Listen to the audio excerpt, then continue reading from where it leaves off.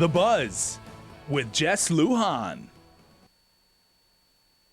Talking about cancer tonight, we've got Mauricia Artero. You're the Health Systems Manager for the American Cancer Society. And of course, we have Kathy Castro, who's a volunteer for the American Cancer Society. Mauricia had Anna on the set and talk about her plight, and of course, Kathy as well, the services. And we often, of course, we hear American Cancer Society, but then we also hear, you know, we're contributing money. Where's this money going? With these two ladies are a testament to, again, research on what you guys do. And, you know, you guys are in the background of these things, but tell us again, you know, research funding and the funding that goes to all these good things that are happening. Research is so important to us at the American Cancer Society because, as Ms. Kathy shared, you know, it's about saving lives for us.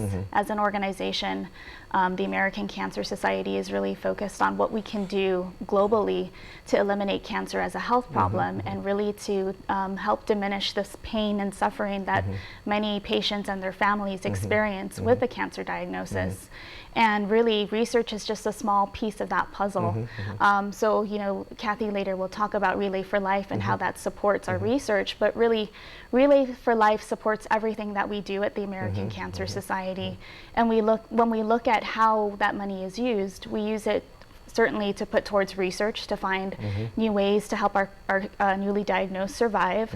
We look at what we can put into patient services. You know, Anna talked about coming to the ACS office and getting the information she needed. We have examples of wigs and hats and you know, scarves that we have available to women at our office.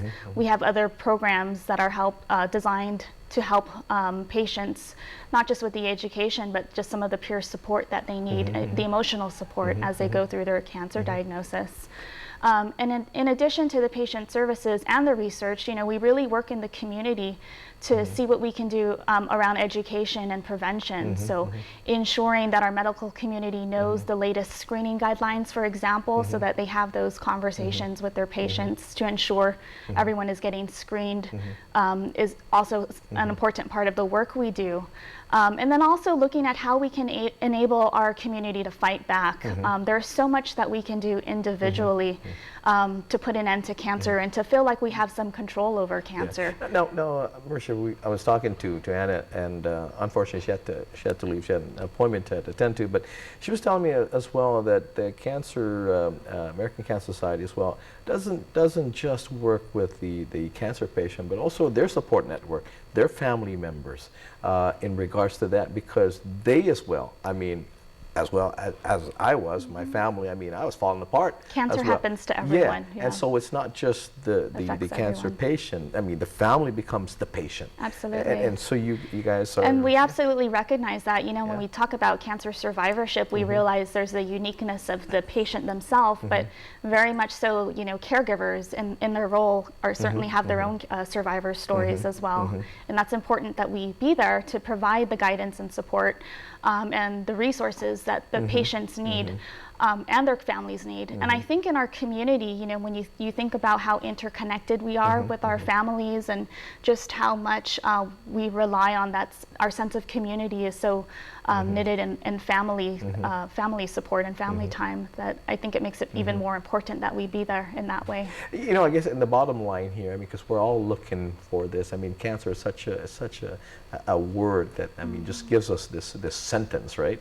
And I guess what we look for is the survival rate. And there are different forms of cancer, of course, some more than others, higher, more favorable survival rate than others. But in general, over the years of the research and, again, the medication and treatment thereof, when one is diagnosed with cancer, again, depending on the stage, but do we have a higher, I guess, a rate of survivability and beating the cancer now that all this research is... We should, and I say we should, certainly because if our community is being screened the way the recommendations are, then our survivorship rates should increase. Unfortunately, right now, though, we're finding that a lot of the cancers on Guam are staged very late. So typically, you want you know, to be doing these tests regularly. So there's, for breast cancer, there's the mammogram. For colon cancer, there's a colonoscopy. There's also some blood stool tests that can be done instead of a colonoscopy. For cervical cancer, you're talking about the Pap smear. For prostate cancer, there's the PSA as well. So there's very specific screening tests that exist for those 4 top cancers that are diagnosed on Guam, and yet it is a concern that our community is not taking full advantage of them. And if they were, I think then we would be able to increase our survivorship rates as well. Yeah. And I guess knowing again, and knowing not just the survivability, but how you know, things that we should stay away from and things like that. I mean, lifestyle choices. Yeah, lifestyle choices. I mean, some of the things that we're hearing in some of the patients that have been diagnosed with cancer. Again, they said because of their sexual habits and what they have done, and that caused certain cancers. So these are things again that years ago we didn't know. I mean, and this is a result of the research. That's the power of research. Yes, absolutely. So you're talking about the HPV. HPV, yes, the connection there with sexual, and the virus being passed that way and contributing to cervical cancer and even different types of oral and throat cancers as well. But absolutely, we didn't know that, you know, many years ago, and now we've moved so far ahead that we actually have a vaccination that you know, the youth can have in order to completely really eliminate the impact of cervical cancer and new diagnosis in our community. Kathy, Relay for Life, an annual event that's happening. Actually, there's a little tweaking on the event this year, yes, right? There is. Yeah, okay. Relay for Life is American Cancer Society's signature event, and here in Guam, it's going to be held on Friday, May 20th at the George Washington. That hasn't changed. Field. It's always that a Friday. Hasn't changed. But what has changed is, in the past, it was always a 12-hour event and began from 7 p.m. to 7 a.m. But this year, we're beginning our ceremonies at 6 p.m. in the evening, and we're ending at 12:01 a.m. Okay. So 1 minute into the new day. And the reason for the change is we wanted to be sensitive to the needs of our cancer patients. Now, this is all about them, and this is one way that we can honor them and honor the caregivers and just show them our solidarity and our support. And we wanted to be mindful of the fact that some of them are still in active treatment, some of them have just finished treatment, and of course their physical and medical conditions have to be our priority. Sure. So, and we also wanted them to be available to be present for most of the activities.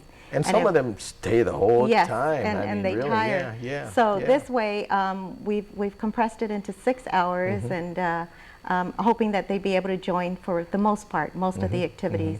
I've always said that the Relay for Life is the biggest block party in Guam. But I've also said that if you've never attended Relay for Life, and this is your first time, it's a life-changing experience.